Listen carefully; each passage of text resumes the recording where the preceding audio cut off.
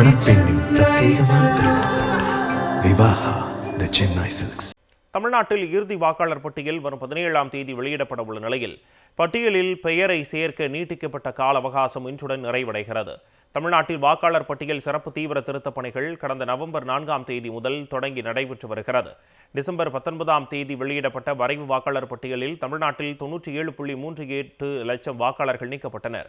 சுமார் 65,000 பேர் இடம்பெயர்ந்தவர்களாகவும் 27,000 பேர் உயிரிழந்தவர்களாகவும் 4 லட்சம் பேர் இரட்டை பதிவாளர்களாகவும் இருந்தனர்.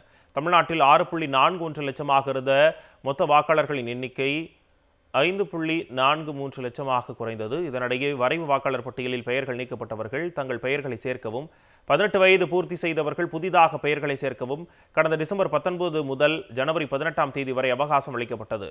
தமிழ்நாடு முழுவதும் முகாம்கள் மூலமாகவும் இணைய வழியிலும் சுமார் 34 லட்சம் பேர் மறுபரிசீலனைக்காக விண்ணப்பம் அளித்தனர். வரைவு வாக்காளர் பட்டியலில் இடம்பெற்றவர்களும் உரிய தகவல்களை அளிக்கவில்லை என கூறி 12.43 லட்சம் பேருக்கு நோட்டீஸ் அனுப்பப்பட்டது.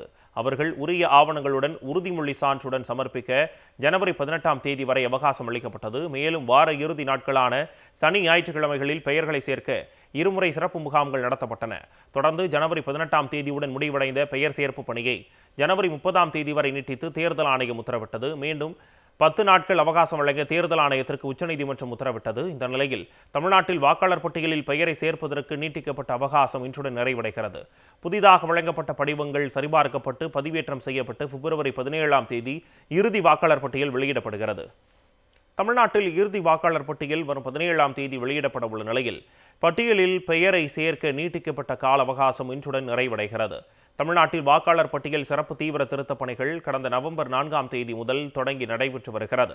டிசம்பர் 19ஆம் தேதி வெளியிடப்பட்ட வரைவு வாக்காளர் பட்டியலில் தமிழ்நாட்டில் 97.38 லட்சம் வாக்காளர்கள் நீக்கப்பட்டனர்.